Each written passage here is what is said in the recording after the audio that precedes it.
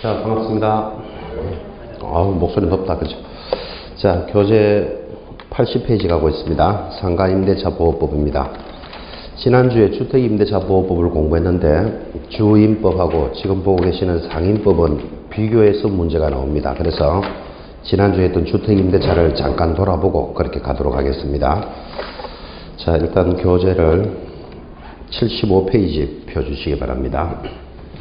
자, 지난주에 했던 것이 주택임대차보호법, 주임법을 공부했고 오늘 수업은 상가임대차보호법인데 상가임대차는 항상 주택임대차와 비교해서 나오기 때문에 지난주에 했던 거 잠깐 돌아봅니다. 주택임대차보호법하고 출발하면서 지난주에 이런 거 했죠. 보호를 해주는 법이니까 무엇을 보호할까요? 이렇게 물었습니다. 첫 번째, 대상자는 임차인을 보호합니다. 세입자를 보호합니다. 세입자의 무엇을 보호해 주죠? 보증금이 제일 중요하다 그랬습니다. 보증금과 기간을 보호해 주는 법이다 그랬죠. 자, 그러면 그런 보호를 받으려면 내려가면 2번 목적물의 범위 보이십니까? 목적물의 범위는 첫째 줄에 주거용 건물의 전부 또는 일부의 임대차에 대해서 적용합니다. 그러니까 살림만 살면 보호한다 그랬고 주택 전부도 되고 일부도 된다는 게 중요합니다. 그 다음 그 밑에 내용들은 창고거나 미등기 건물, 무허가 건물 이런 것들을 제한하지 않습니다. 즉 살림만 살면 보호해 주는데 안 되는 게 있었죠. 거기 보시면 일시적으로 사용하는 임대차는 적용하지 않는다라는 게 있습니다. 그래서 민박집, 콘도 이런 것들은 보호받을 수 없다. 이제 이런 것들이 지난주에 진행되었고 이 주택임대차에서 제일 중요한 게 대항력입니다. 그래서 하단에 보시면 주택임대차에서는 대항력이 있어야만 이 법을 보호받으니까 대항력에 대해서 설명을 못하거나 문제가 틀리는 사람은 잘못 가르쳤거나 잘못 배웠거나 둘 중에 하나다. 이 정도로 이야기했죠. 주택임대차의 대항력이 무엇입니까? 이렇게 물으면 하단 2번에 1번 주택의 인도와 그 말은 이사하고 그 말이에요. 그리고 주민등록을 해야 되는데 그를 전입신고라고 합니다. 그래서 이사와 전입신고라는 두 가지 조건을 갖추면 효력은 그 다음 날부터 발생한다. 이 그 다음 날도 아주 중요합니다. 시간은 오전 0시부터다. 이렇게 시간도 정해주고 있죠. 그러면 이 대항력이 무슨 뜻입니까? 하면 하단에 내용이 있지만 그림으로 이해하라 그랬습니다. 자, 예를 들어서 아파트를 가지고 있는 갑이 있습니다. 집을 가지고 있으니까 임대인 이렇게 부르죠. 세입자를 임차인 이렇게 부를 겁니다. 두 사람 사이에 계약을 했습니다. 어떻게? 보증금 1억에 2년간 살겠다. 이렇게 계약이 일어났는데 이를 우리는 임대차 계약이라고 부른다 그랬죠. 그래서 두 사람이 계약을 하고 세입자가 잘 살고 있는데 갑이 자기 아파트를 다른 사람 병에게 매매할 수 있다 없다? 있다 그랬죠. 세입자가 있다고 집을 팔지 마라 이런 법은 없잖아. 그죠? 그럼 집을 팔면 이 병이라는 사람을 보고 우리는 뭐라고 부른다? 새로운 주인이다. 그죠? 그러면 새로운 주인이 이 아파트를 사가지고는 내가 샀으니까 세입자 당신 나가시오. 그래 버리면 이 세입자가 얼마나 불안한 위치에 있습니까? 언제 팔릴지도 모르고 이 한겨울에 내일 나가시오. 이것도 골치 아픈 얘기잖아. 그죠?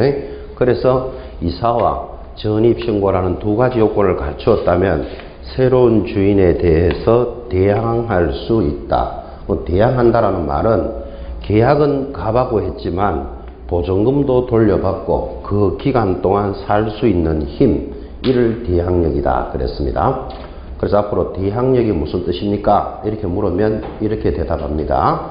세입자는 이사와 전입신고를 갖추면 그 다음 날부터 주인이 언제든지 바뀌더라도 보증금도 돌려받을 수 있고 그 기간 동안 살 수 있는 힘, 주장하는 힘을 대항력이다 그랬고 지금은 매매니까 이 병을 보고 매수인이다 이렇게 부를 수도 있다 그랬죠. 그래서 임차인은 매수인에게 대항할 수 있다. 이런 문제가 나오더라도 맞다. 이렇게 기억하라 그랬습니다. 이 아파트가 경매 처분되면 새로운 주인을 경락인이다, 낙찰자다 그렇게 부르겠죠. 낙찰자에게도 대항할 수 있다. 그러니까 대항한다라는 말은 이 병이 보증금도 돌려주고 그 기간 동안 살 수 있는 힘을 인정해 주는 거다 그랬습니다. 자, 그러면 이제 오늘 마지막 수업에서 경매도 하겠지만 여러분이 이 아파트가 경매가 나왔습니다. 왜 경매 나왔다 그랬죠? 돈을 못 갚아서. 경매가 나오면 누군가 낙찰을 받겠죠. 그럼 이 낙찰자, 경락인도 새로운 주인이니까 대항력을 갖추고 있다면 만약에 이 아파트를 자기가 낙찰받으면 보증금도 누가 돌려줘야 된다? 병이 돌려줘야 됩니다. 그러니까 이 아파트 시세가 한 3억쯤 된다고 치고 그러면 2억 5천에 낙찰을 받았다. 그러면 잘 받은 거잖아 그거 그죠? 그런데 보증금 1억을 더 돌려줘야 된다면 2억 5천 받은 데서 또 1억을 돌려줘야 되면 3억 5천에 사는 거다 그랬죠. 그럼 낙찰자는 얼마나 조심해야 되겠습니까? 대항력 있는 세입자가 있다면 보증금을 자기가 책임져야 된다라는 말을 잘 이해해 놓으셔야 됩니다.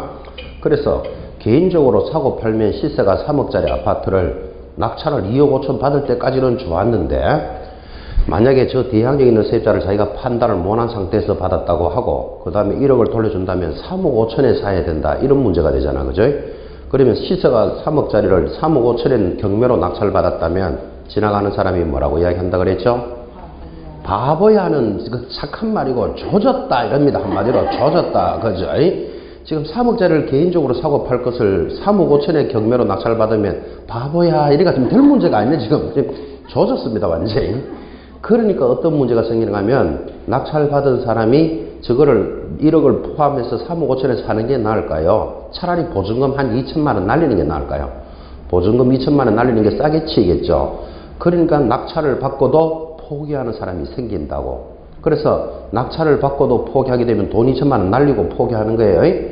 그러면 우리는 다시 경매가 진행되기 때문에 그런 경매를 재경매라 합니다. 그래서 오늘 경매 시간에도 하겠지만 여러분들이 나중에 재경매라는 말이 딱 들어오면 어떤 사연으로 낙찰을 받았다가 포기한 거예요. 그죠? 그래서 재경매라는 것은 무서운 내용이다. 이런 이야기를 이해해 놓으셔야 됩니다. 그러면 밖에 나가서 이런 말이 많이 나와요. 7억짜리 상가가 지금 경매법정에서 한 3억까지 내려왔다. 이런 말이 돌아다닙니다. 그러면 밖에서 일반적인 초보자들을 딱 볼 때 7억짜리 물건이 3억에 지금 경매가 나와 있다. 야, 괜찮겠구나. 이렇게 말하는 사람은 왕초보입니다. 왕초보. 선수들은 7억짜리가 왜 3억이 되었을까? 이걸 고민해 봐야 된다고. 그죠? 그러니까 그냥 싸게만 나왔다고 이게 좋은 물건이 절대 아니죠. 위험할 수 있는 가능성이 아주 높은 겁니다. 그러면 7억짜리 물건을 3억에 나왔으니까 괜찮은 물건입니다라고 어디 안내가 딱 들어와 있으면 딱 보는 순간 선수들은 저기 대항력 있는 사람이 있겠구나, 유치권이 있겠구나 이렇게 고민을 하고 초보들은 괜찮네 이렇게 접근합니다. 딱 들어보면 선수인지 초보인지가 바로 표시가 나겠죠. 그래서 경매를 받았다가도 포기하는 수가 생기는구나 라는 것도 이해해 놓으셔야 됩니다. 거기 아파트에서 제일 많이 걸리는 게 대항력입니다. 대항력. 자, 다시 다 정리해서 대항력이 무엇입니까 하면 이사와 전입신고를 갖추면 그 다음 날부터 주인이 누가 바뀌더라도 보증금도 돌려받고 그 기간 동안 살 수 있는 힘이다 이렇게 정리했고, 그러면 전입신고는 정확하게 되어야 한다 이런 말들이 이제 연결이 됐죠. 그래서 지난주 수업이 그렇게 쭉 진행해 왔습니다. 넘어가면 76페이지 하단, 이번에는 확정일자부를 갖춘 임차인의 우선변제권이라는 말도 공부했습니다. 자, 그럼 이렇게 대항력을 갖추면 지금부터 보증금을 보호해 주는데 우선변제권이라는 권리가 있다. 말 그대로 우선해서 보증금을 돌려준다. 그러면 어떻게 해야 됩니까? 하고 물으니까 대항력은 기본적으로 갖추고 있어야 되고, 이 대항력이 없으면 법이 진행이 안 되니까 대항력을 갖춘 자가 확정일자인을 찍으면 확정일자를 찍으면 후순위 권리자에 우선한다. 그죠? 후순위 권리자에 우선하는 권리가 발생한다. 여기서 중요한 게 후순위다 라는 말을 잘 보시고, 그럼 후순위라는 말은 선순위에는 대항할 수 없다 이 말하고 같은 말이고, 또 후순위에게만 우선변제한다 그랬지 금액의 일부를 보호해 준다. 예를 들면 보증금이 1억인데 5천만 원까지 우선변제해 준다 이런 말 들으면 무조건 X죠. 금액 전부에 대해서 우선 변제해 줍니다. 그 다음 주택임대차는 이런 확정일자를 어디서 받아야 됩니까? 하고 물으면 제일 가까운 데가 동사무소, 공정인사무소 또는 등기소 등에서 확정일자를 받는데 경비도 한 600원 밖에 안 든다 그랬죠. 그럼 경비도 별로 없다 이런 뜻을 강조했습니다. 이게 우선 변제권. 거기에 지난주에 강조했지만 중요한 판례가 있기를 전입신고는 정확하게 되어야 하지만 확정일자를 찍은 우선 변제권에 있는 계약서는 설사 좀 잘못 적었다 하더라도 우선 변제권을 인정해준다. 이런 판례는 아주 중요한 판례입니다. 이제 이렇게 공부했습니다. 자, 우선 변제권이 발생을 하면 그 다음 오른쪽 77페이지 하단에 4번 내려오면 소액임차인의 우선 변제권, 또 우선 변제권이라는 말이 나왔다. 그죠? 근데 옆에는 최우선 변제권이라는 말이 보이죠? 그래서 같은 우선 변제권이지만 최우선 변제권이 있다. 최우선 변제권은 글자 그대로 가장 먼저 변제해 준다. 조건이 뭔데요? 그렇게 물으니까 대항력은 기본이고 대항력을 갖춘 자가 소액보증금이어야 한다 그랬습니다. 근데 이 소액보증금은 조만간에 1월달부터 내용이 바뀝니다. 그래서 뭐 금액이 얼마냐 이건 큰 의미가 없죠. 자꾸 바뀌니까 조건은 알아야 되죠. 소액보증금일 때 일부분에 대해서만 최우선적으로 먼저 돌려줍니다. 그러면 범위가 어떻게 됩니까? 하니까 78페이지 하단에 내려가니까 2010년 7월 26일부터 현재는 서울에서는 얼마? 7,500일 때 2,500까지 라는 표가 있다. 그죠? 이 표의 의미를 잘 보라 그랬죠? 숫자는 외울 필요 없고 7,500일 때 2,500까지 일부분을 최우선해 주는구나. 그죠? 서울 것은 시험에 잘 나오니까 기억해 놓으셔야 된다 그랬습니다.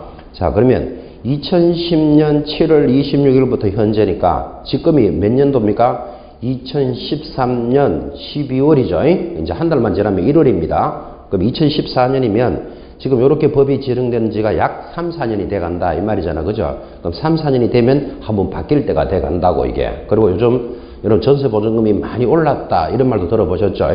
전세가 없다 이 정도로 이야기 들으셨잖아. 그죠?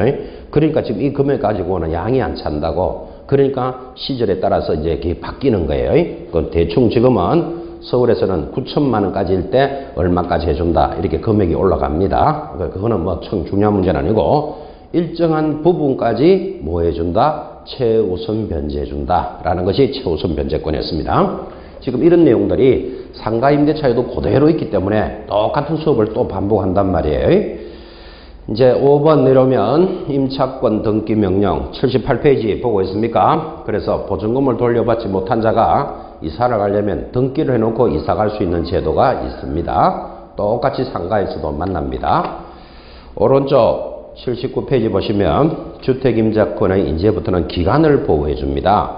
그러면 기간은 얼마로 본다? 2년으로 인정해 준다. 이게 주택임대차의 가장 큰 골격입니다. 일단 2년은 살 수 있도록 해주겠다. 그죠? 7번 내려오면 차임 등의 정감 청구권이 있습니다. 월세를 좀 올리자, 내리자 라고 청구할 수 있는데 중요한 말이 거기 올리고자 할 때는 동그라미 2번 찾으셨습니까? 정액의 청구는 얼마를 초과할 수 없다? 20분의 1, 5%를 초과할 수 없다. 그러면 내려가는 것은 몇 프로입니까? 이렇게 물으면 제한이 없다. 얼마든지 깎아줘도 요구하지 않겠다. 그런 취지를 이해하라 그랬죠. 내려가서 8번 그때 동그라미 2번 보시면 임차권의 승계라는 제도가 있습니다.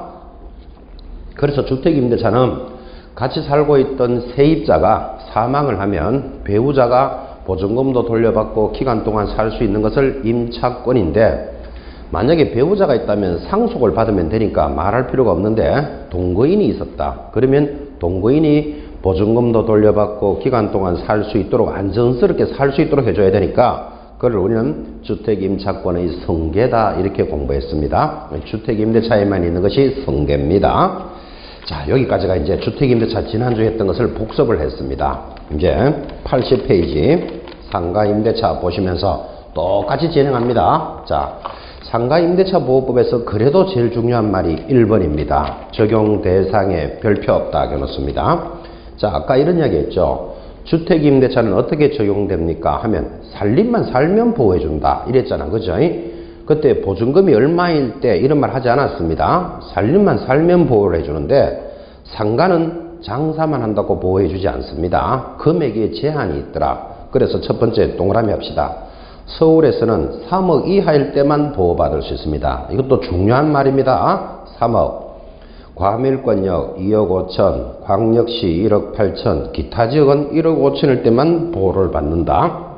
그래서 우리는 그것을 뭐라고 부르는가 하면 환산보증금이다. 이렇게 부릅니다.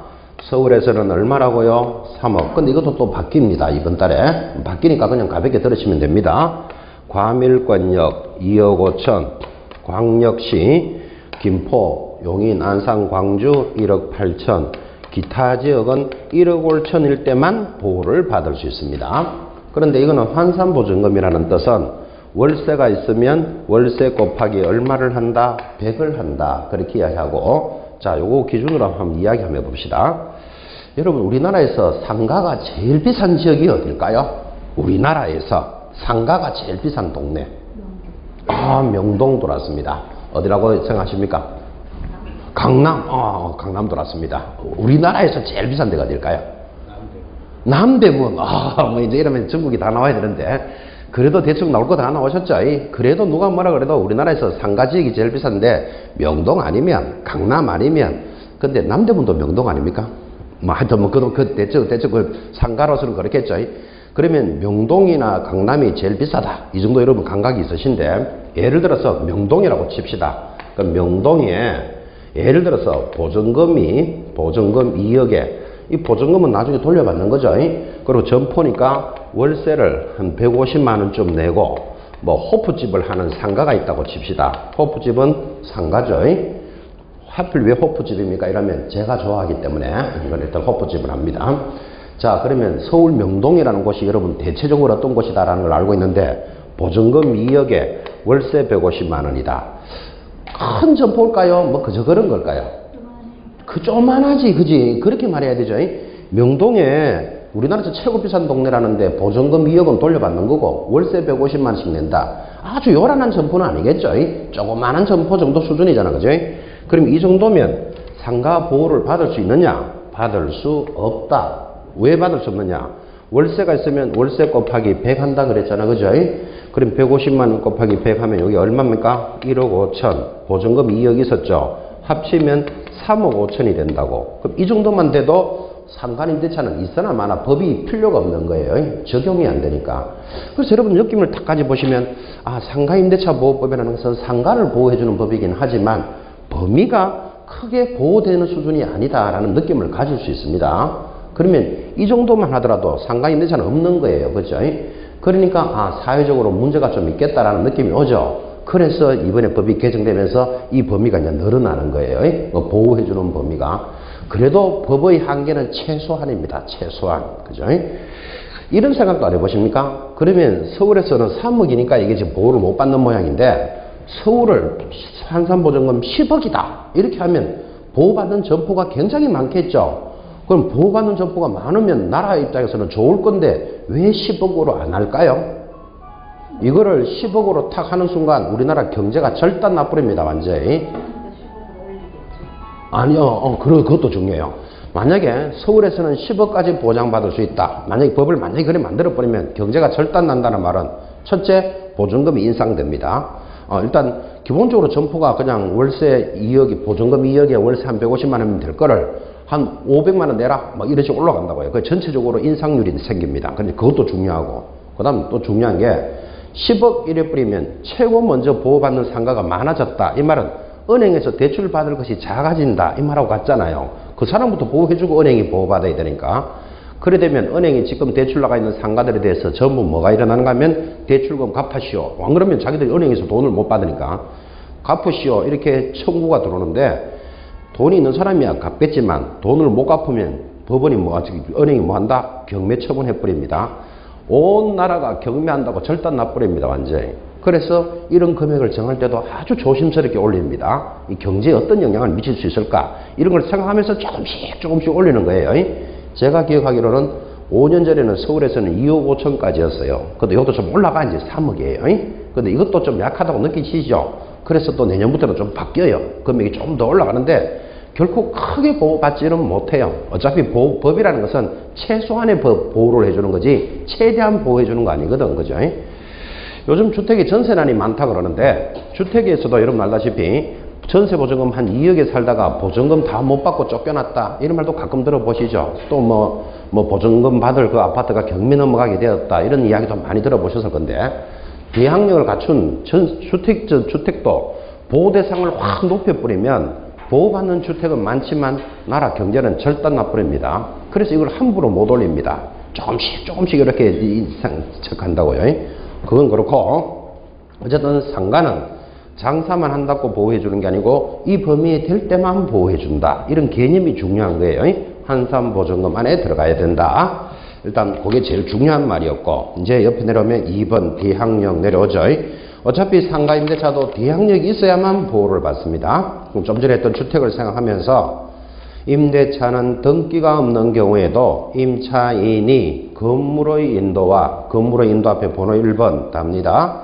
1. 건물의 인도 2. 사업자 등록을 신청한 때 3번 그 다음 날부터 조건이 3가지 붙었죠. 누구에 대해서? 3자에 대해서 효력이 발생한다. 그래서 자 상가임대차도 대항력이 있어야만 되니까 상가임대차의 대항력은 건물을 인도받고 그리고 그 건물 안에 들어가야 된다 이 말이에요. 인도받고 이제 뭐를 해야 된다? 사업자 등록을 해야 된다. 그럼 사업자 등록이 안 되면 또 보호 대상이 안 되는 거예요. 사업자 등록을 하면 그 다음 날부터 발생한다.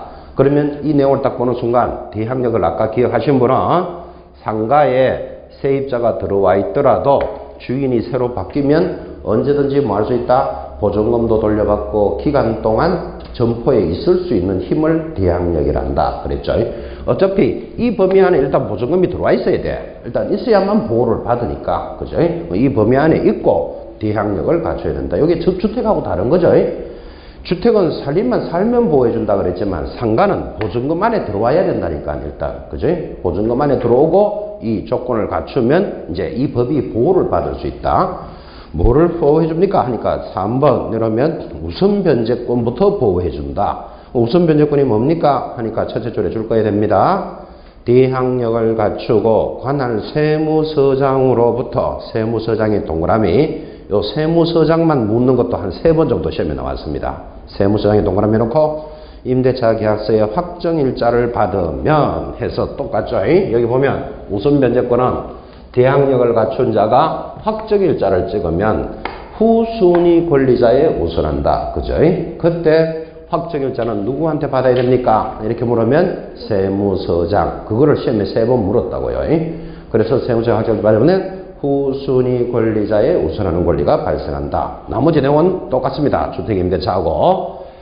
내려가서 4번 소액임차인의 우선변제권 또 똑같죠? 여기 보고 있습니까? 소액임차인의 우선변제권을 뭐라고 부른다? 최우선변제다. 그럼 최우선변제는 대항력을 갖추고 보증금이 소액이어야 한다. 그죠? 그래서 아까 주택임대차의 소액 보셨죠? 7,500일 때 2,500까지 이렇게 나갔는데 상가는 기준이 이렇습니다. 오른쪽 표 봅니다. 81페이지 상단. 서울에서는 얼마?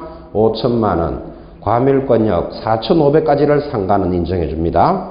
광역시 3,000, 기타 지역은 2,500인데 일대 얼마까지 해줍니까? 하니까 서울에서는 1,500, 과밀권역 1,350, 광역시 900, 기타 지역은 750인데 이게 무슨 임대차 보호법 하니까 자꾸 숫자가 막 자꾸 나오니까 좀 어지럽다? 절대 어지럽지 않습니다. 자, 다시 서울에서는 얼마라고요? 5천만 원까지를 소액이라 본다.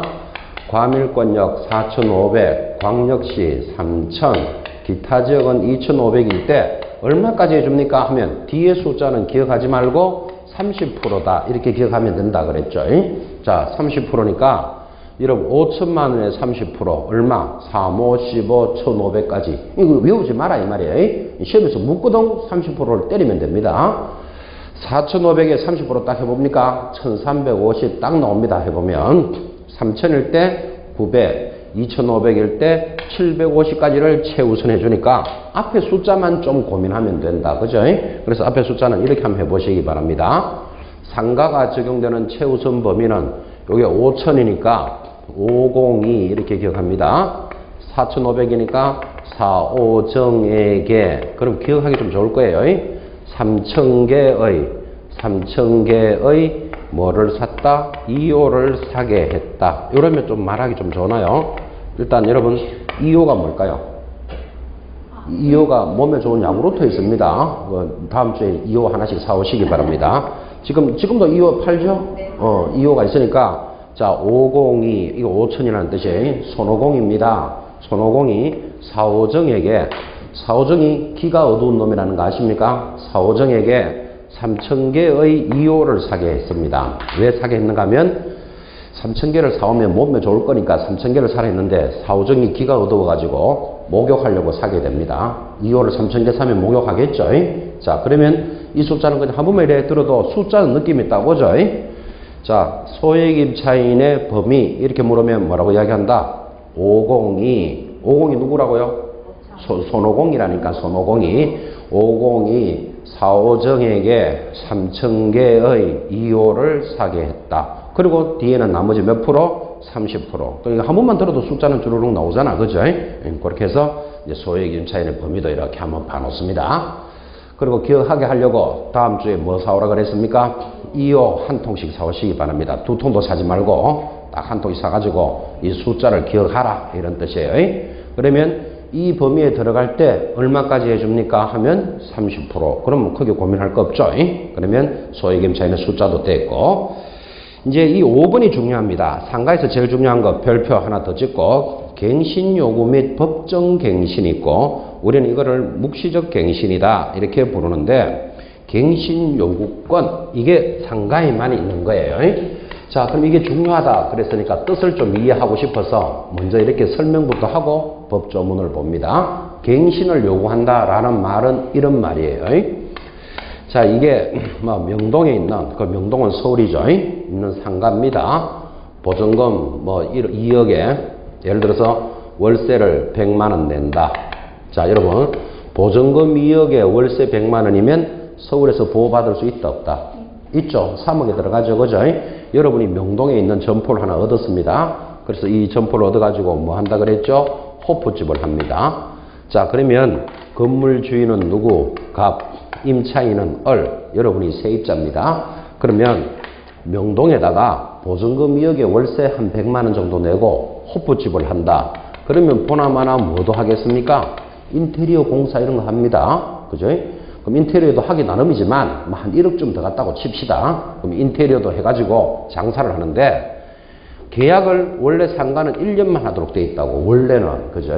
그럼 1년 동안 점포를 얻어서 인테리어도 하고 호프집을 했는데 장사가 지질이 안 됩니다. 장사가 왜 안 될까요? 처음이라서 그 우리말로 하면 경험이 없었어. 고객이 없었어. 단골 손님이 없었어. 또 많이도 아신다. 처음이었어. 단골 손님이 없었어. 그래. 그거 다 합치면 경험이 없었어. 이 말은 다 똑같은 거죠. 그 장사가 지질 안 돼요. 왜 장사를 저렇게 돈을 들여가지고 하는데 안 될까요?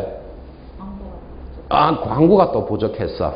왜 장사 안 될까요? 입지 조건이요. 뭐 입지 조건도 좀 안 좋았겠지. 그죠? 장사가 왜 안 될까요? 맛이 없어서 그래. 그런 말이 나와야 돼. 그지? 맞아. 저런 사연으로 장사가 안 되는 거라. 그렇지. 그런 말이 당연하지. 단골이, 맛이 아무리 없어도 단골만 있으면 되는데. 그지? 단골도 없고, 단골도 없는 데다가 맛도 없고, 장사가 지질이 안 됩니다. 장소도 후진데 잡았고, 그죠? 입지 조건도 안 좋고. 장사가 지질이 안 되는데, 한 10달째쯤 돼가니까 이제 이 주인이 열심히 했겠죠. 이제 경험도 좀 쌓이고 해가지고 장사가 잘 됩니다. 10개월쯤 되니까. 그냥 잘 되는 게 아니고 그 동네에서 제일 잘 됩니다. 이제부터 누가 배가 아파지기 시작합니다. 누가 배 아플까요? 상식이죠. 건물 주인 배 아프지겠죠. 그런데 계약을 얼마로 했다? 1년으로 따겠잖아. 그죠? 장사 이제 될 만한데 2달 뒤에 나가시오. 이래버리면 이 임차인이 얼마나 손해가 크겠다라는 건 여러분 감 잡을 수 있죠. 그래서 상가는 더 있고 싶다라고 갱신을 요구할 권리를 줍니다. 얼마를 요구할 수 있는데 하니까 첫째 임대차를 포함하여 얼마의 범위 내에서 5년의 범위 내에서 나는 더 있고 싶다 이렇게 말하면 주인이 갑이 거절할 수 없다. 이렇게 법을 딱 만듭니다. 그래서 상가는 뭐를 보호해주는 데 의미가 더 크다? 기간을 보호해주는 데 의미가 더 큽니다. 지난주 이야기했지만 주택임대차는 똑같이 보호를 해주지만 보증금을 돌려주는 데 기준이 좀 더 치우쳐져 있다면 상가는 보증금도 보증금이지만 영업기간을 보호해주는 데 큰 의미를 갖습니다. 이것도 아주 중요한 문제죠. 그죠? 이런 갱신요구권이라는 말은 좀 전에 우리가 공부했던 주택임대차에는 있다? 없다? 없어. 주택은 2년 동안 계약을 했다가 더 있고 싶으면 주인한테 나 더 있겠어. 그럼 주인이 있으라 하면 있고 나가라 하면 나가는 거지. 나는 더 있고 싶다 할 권리는 없단 말이에요. 근데 상가에는 더 있고 싶다라는 권리가 있고 그렇게 권리를 주장하면 건물 주인은 거절할 수 없다. 이렇게 이 법이 만들어져 있다고. 이게 주택과 또 가장 큰 차이점이죠.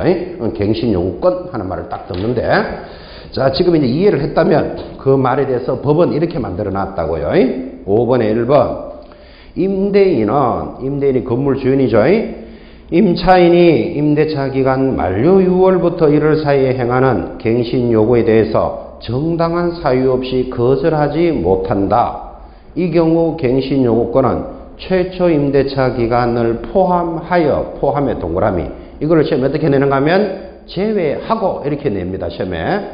만약에 최초 임대차를 제외하고 5년을 요구하게 되면 합의 6년이 되어버리잖아. 그죠? 그럼 틀린단 말이에요. 포함하여, 계속 잡고 있어야 됩니다.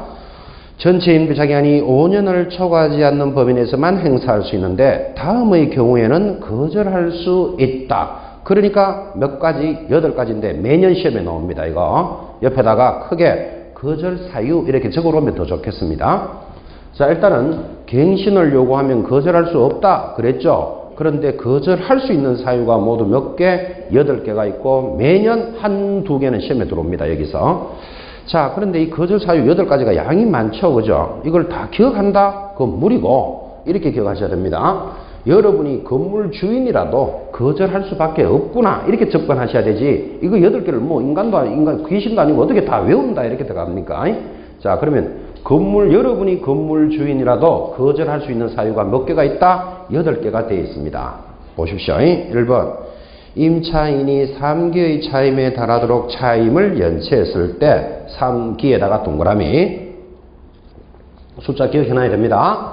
자, 이게 무슨 말입니까? 세입자가 석 달치 월세는 밀려놓고 나는 5년간 있고 싶다. 그럴 수는 없다. 그죠? 이해 가시죠? 그럼 여러분이 건물 주인이라도 이거는 당연히 거절할 수 있는 사유다. 그죠? 임차인이 자기 의무는 다하지 않고 권리만 주장할 수는 없는 거잖아. 그죠? 3기 기억합시다. 시험 몇 개 나오겠습니까?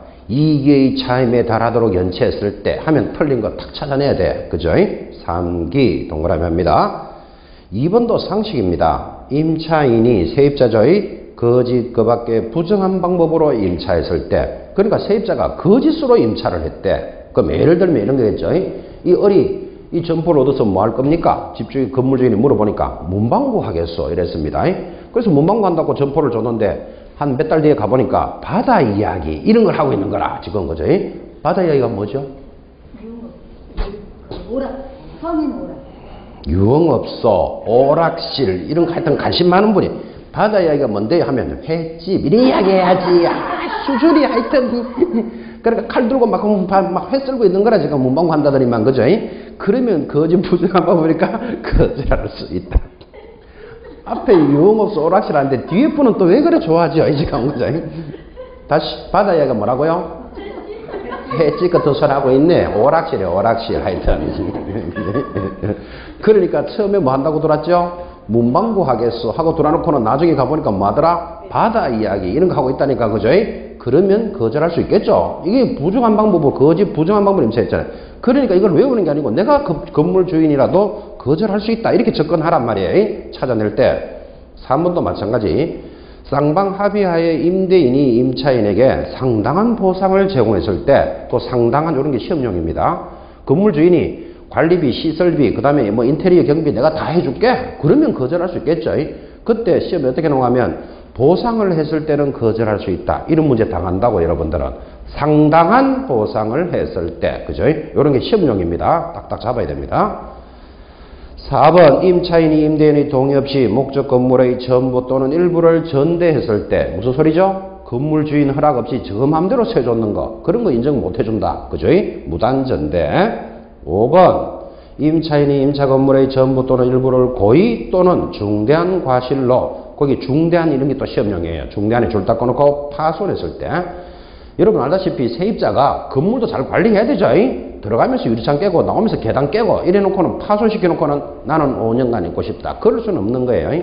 그런데 그냥 파손했을 때 하면 틀려요. 중대한 과실 이런 거 빼면 틀린다고. 왜 틀리는가 하면 여러분 세입자가 점포를 얻어서 벽에 못 하나 칠 수 있다 없다? 못 하나 칠 수 있겠죠. 그럼 못을 탁 치다 보니까 금이 쭉 가서 좀 그지? 근데 건물주인 내려서 네 파손시켰으니까 나가라. 그렇게는 안 돼. 중대한 과실로 파손했을 때 느낌 좀 옵니까? 만약에 이런 중대한 말이 빠져버리면 건물주인이 이런 법을 만들어봐도 네 못 치다가 파손시켜내 나가 이러면 의미가 없다니까 그죠? 반드시 중대한 과실로 파손했을 때. 6번째 마찬가지입니다. 임차 건물의 전부 또는 일부가 멸실이 되어서 임대차의 목적을 달성하지 못할 때 점포가 만약에 불타고 없어졌다. 불타고 없어졌는데 세입자가 잿더미에 앉아가지고 나는 5년간 있고 싶다. 이런 말은 있을 수 없죠. 멸실되었을 때 거절할 수 있습니다. 7번 임대인이 목적 건물의 전부 또는 대부분을 철거하거나 재건축하기 위해서 점유 회복이 필요할 때도 거절할 수 있다. 점유 회복에 밑줄 긋습니다. 이것 때문에 사회에서 말썽도 많고 탈도 많습니다. 점유 회복. 이 지역이 전체가 재개발이 일어났다. 그죠? 그럼 재개발이 일어나면 이거 철거하고 재개발해야 되잖아, 지금. 그런데 세입자가 나는 5년을 있고 싶다. 이러고 있으면 이게 재개발이 안 일어나잖아. 그죠? 이 점유 회복이 필요할 때도 거절할 수 있습니다. 용산 사태라는 말 들어봤습니까? 이제 몇 년 지나버렸죠? 한 4, 5년 지났으니까 감각이 떨어졌는데, 그 용산 사태가 지금 이 문제하고 똑같잖아, 지금. 이게 어떤 거 하면, 용산에 국제도시가 들어온대요. 그래가지고 이제 그 지역을 전부 철거를 하고, 이제 대형 빌딩, 그 100층짜리 빌딩을 2개 짓는다 그랬습니다. 대형 빌딩을 2개 짓고, 뭐 국제적인 도시로 만들기 위해서는 철거를 해야 되는데, 지주들, 땅 주인들한테는 철거하면서 보상해줬겠죠. 근데 문제가 거기는 세입자들은 보호를 못 받는 거라. 왜 그러냐면, 거기 용산에서 예를 들어서, 뭐 한 보증금 5억에 무슨 뭐 여관을 하거나 무슨 큰 뭐 무룸 살롱을 하거나 이런 사람들은 상가임대차 적용 안 되죠. 보증금 5억 이래 돼버리면 그죠? 그리고 나는 작년에 권리금을 몇 천만 원 주고 돌아가 장사를 시작했는데 내년에 공사하니까 나가라 이러면 그 사람들 그 권리금 어떻게 되는데 이런 문제가 생길 수 있죠. 그래서 이제 그러면 보상을 한다 안 한다 이래가 철거하라는데 안 하고 있으니까 그 사람들이 모여가지고 데모했죠. 그래서 그게 한 2년 차쯤인가 이제 경찰에서 강제 진압하다가 막 사람도 죽고 그랬어요. 그게 이제 유명한 용산 사태예요. 그 용산 사태 같은 것도 전부 이런 거 다 연결되잖아요. 재건축할 때는 그런 것에 대해서 당연히 거절할 수 있도록 법이 만들어져 있다고. 그죠? 이제 여러분들이 뭐 집주인, 건물 주인 입장에서야 뭐 당연한 거 철거해야 되는 거 아니냐 이럴 수 있지만 세입자 입장으로 돌아가 보면 가슴 아픈 일이죠. 몇 천만 원씩 권리금 주고 돌아가지고 뭐 바르게 장사도 한번 안 해봤는데 내년에 철거해봐라. 또 그렇다가 철거하는 것도 뭐 권리금 두고 들어올 사람 있다 없다? 없죠. 그죠? 그리고 그 손해가 얼마나 크겠어요. 그리고 데모할 수도 있다는 것도 이해는 간다니까요. 그게. 그 요란했었습니다. 그때. 지금 내가 알기로는 세입자들이 거기 알구슬 같은 게 맞으면 사람 죽습니다. 그런 거. 그런 거를 경찰들한테 쏘고 이래가지고 강제 진압하는데 막 헬기도 동원하고 뭐 난리가 났었죠. 하여튼. 그죠? 이게 이제 한 4, 5년 지났으니까 감각이 좀 떨어졌지만 그때는 나라가 들썩거렸습니다. 완전히. 그런 것들이 그 지역을 뭐 한다고요? 재건축하기 위해서 철거할 때 점유 회복이 필요할 때도 거절할 수 있다. 그럼 이런 말을 여러분 잘 들으시면 그죠? 나중에 여러분들이 이제 중개업자가 되면 중개사무소를 하나 구하겠죠. 상가를. 그거 상식적인 이야기잖아. 여기 점포를 하나 구해가지고 예를 들어서 여러분이 처음으로 점포를 얻어서 이제 중개사무소를 차리면 뭐 권리금이 있는 데도 있고 없는 데도 있지만 대체적으로 권리금이 있는 데도 갈 수 있잖아요. 그럼 권리금 한 3천만 원 주고 직기비품을 들러놓고 이제 여기서 내가 중개사무소를 하는데 만약에 이 지역에서 5년 안에 재개발하는 지역이다. 그러면 5년 안에 철거하겠죠. 재개발하는 지역이다. 이러면 5년을 주장할 수 있다 없다? 없다. 없을 뿐만 아니라 내 권리금 줬는 거 주고 들어올 사람도 없죠. 권리금 날아간다. 이 말하고 같은 말이에요. 그럼 이런 내용을 잘 아는 여러분들은 나중에 식당을 하거나 뭐 중개사무소를 열거나 상가를 열 때는 이 지역이 5년 안에는 재개발될 가능성이 있나 없나 이런 거 한번 고민해 봐야 돼. 그래야지 내가 들어갈 때 권리금을 나올 때도 대체적으로 받겠다고 주고 들어가는 거잖아 이게. 그죠? 이런 생각도 이런 공부를 하면서 필요한 이야기입니다. 자, 그래서 점유 회복이 필요할 때도 거절할 수 있고 8번 그 밖에 마지막 임차인이 임차인으로서의 의무를 현저히 위반하거나 임대차를 존속하기 어려운 중대한 사유가 있을 때, 이런 8번 같은 거는 장난이에요. 임차인이 중대한 사유가 있을 때는 거절할 수 있다. 이런 건 상식적인 이야기잖아요, 지금 그죠? 자, 그래서 거절할 수 있는 사유 모두 몇 개? 8가지. 중요하다. 이렇게 강조했습니다. 이제 하나하나 짚었으니까 책 보지 말고 주목합니다. 첫 번째 거절할 수 있는 사유. 3기의 차임. 이거 기억해야 돼요. 2번은 상식이에요. 바다 이야기 생각납니까? 거짓, 부정한 방법으로 임차했을 때. 3번, 상당한 보상을 했을 때 거절할 수 있다. 4번, 중대한 과실로 파손했을 때. 5번, 멸실되었을 때. 불타고 없는데 앉아가지고 나는 더 있고 싶다. 말도 안 되는 소리죠. 멸실되었을 때. 그리고 또 그 지역이 뭐한다? 점유 회복이 필요할 때. 그죠? 그 다음에 기타, 임차인이 의무를 현저히 위반했을 때. 뭐 이런 건 상식이잖아, 사실은. 그죠? 거절할 수 있는 사유 8가지를 내가 건물 주인이어도 거절할 수밖에 없다. 이런 입장에서 딱 접근하셔야 되지. 막 외운다. 이래 들어가면 안 됩니다. 거절할 수 있는 사유. 바로 밑에 동그라미 2번. 이때 임대인이 임대차 기간 만료 6월부터 1월까지 대해서 통지 또는 조건의 변경에 대한 통지를 하지 아니한 경우 그 기간이 만료된 때 전 임대차와 다시 동일한 것으로 봅니다. 이 경우 임차인은 언제든지 임대인에 대해서 계약 해지의 통고를 할 수 있고 임대인이 그 통고를 받은 날로부터 3개월이 경과하면 효력이 발생한다. 이거를 뭐라고 부른가 하면 묵시적 갱신이다. 이렇게 이야기하는 거예요. 여러분 밖에 나가보면 이런 경우 있을까요? 없을까요? 뭐 주택이든 상가든 똑같습니다. 뭐 주택으로 합시다. 자, 주택임대차는 기본으로 얼마를 봐준다? 2년으로 봐줍니다. 자, 그러면 임대인하고 임차인이 살다가 임대인은, 건물 주인은 끝나기 6개월부터 1개월 사이에 해야 되고 세입자, 임차인은 1개월 전까지 나 더 있고 싶다 또는 나가겠다를 서로 이야기해야 되는데 서로 말이 없는 경우가 있다 없다? 아주 많습니다. 왜 말이 없을까요? 입이 무거웠어. 뭐 그냥 살아라고 뭐 또 안은 뭐 그냥 아무 생각 없이, 그죠? 그러면 저절로 기간이 딱 끝나면 저절로 똑같은 조건으로 2년 연장된 것으로 본다. 우리는 이걸 뭐라 부른다? 묵시적 갱신. 그런데 연장이 됐더라도 누구는 지금 봐요. 임차인은 언제든지 그만두겠다라고 주장할 수 있고 임차인이 언제든지 그만두겠다 하고 보증금 내놓으시오. 이러면 집주인도 좀 황당스럽죠. 그러니까 그 효력은 얼마가 지나면 발생한다? 3개월이 지나면 효력은 발생한다. 지금 서투르 이렇게 간 거예요. 이런 것들을 뭐라고 부른다? 묵시적 갱신. 서로 말없이 연장되었다. 그런 뜻이에요. 그죠? 묵시적 갱신. 상가와 주택이 똑같아요. 내려가면 6번 등록사항 등의 열람 제공. 거기도 줄 딱 꺼놓고 옆에다가 상가만 이렇게 적어 놓으셔야 돼요. 요거는 상가에만 있는 거예요. 주택에는 없는데 건물의 임대차에 이해관계 있는 자는 건물의 소재지를 관할하는 세무서장에게 다음 사항의 열람 또는 제공을 요청할 수 있고 이 경우 세무서장은 정당한 사유 없이 거절할 수는 없다. 이게 무슨 말인 거니까 상가에만 있는데 자, 여러분 지금 여러분 앉아 계시는 이 건물도 상가잖아요. 큰 상가 건물인데 이 큰 상가 건물에 뭐 몇 층이 있다고 치고 이제 점포가 쫙 있습니다. 근데 여러분이 이 점포를 얻어서 무슨 영업을 할 예정입니다. 그럼 내가 이거를 점포를 얻으려고 그러는데 여기에 들어와 있는 세입자들이 보증금이 얼마고 확정일자를 받은 자는 누구고 이런 것들을 알면 내 보증금 받는데 도움이 될 수 있겠죠. 그럼 우리는 그런 걸 뭐라 그런다? 자료잖아요. 자료. 그죠? 그래서 상가는 이런 자료를 요구할 수 있다. 여기에 확정일자 받은 사람은 누구이고 보증금은 얼마이면서 전입신고는 언제 했는지 이런 걸 알므로써 내가 도움이 될 수 있겠죠. 주택에는 이런 말이 있다 없다? 없어요. 상가에만 자료를 열람을 요청할 수 있다.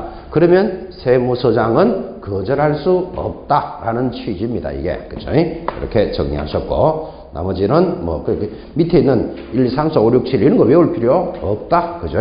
이런 자료를 요구할 수 있다라는 말을 이해하는데 의미를 갖습니다. 자, 여기까지가 상가임대차의 큰 틀입니다. 그리고 이제 다음 1월부터 새 교재가 나오면 주택과 상가의 내용이 일정 부분 바뀝니다. 바뀌는 거는 또 바뀌는 대로 따라가면 되니까 이제 지난주하고 이번 주 수업에서 주택과 상가의 큰 틀을 여러분 한번 감을 잡으신 거예요. 이제 그리고 기본서가 나오면 다시 한번 뭐가 달라지고 뭐가 어떻게 되는지를 다시 한번 새기게 될 겁니다. 자, 여기까지가 민사특별법, 민법에서도 만나야 될 내용을 우리가 먼저 공부한 거예요. 민법에서도 공부합니다. 그 다음 이어지는 단원이 부동산 실권리자 명의등기인데 이름을 딱 들어보는 순간 등기실무 이래 되겠잖아. 그죠? 그리고 요거는 또 등기법에서도 배우고 민법에서도 배우는 걸 우리가 또 공부 한번 해볼 겁니다. 그래서 여러분들은 이제 기타 실무로서는 타 과목에 관련되는 내용들을 연습하는 시간이 진행합니다. 실권리자 명의등기 하고 나면 경매 이렇게 해서 이제 마무리가 진행되고 있습니다. 10분 쉬었다가 따라가도록 합시다.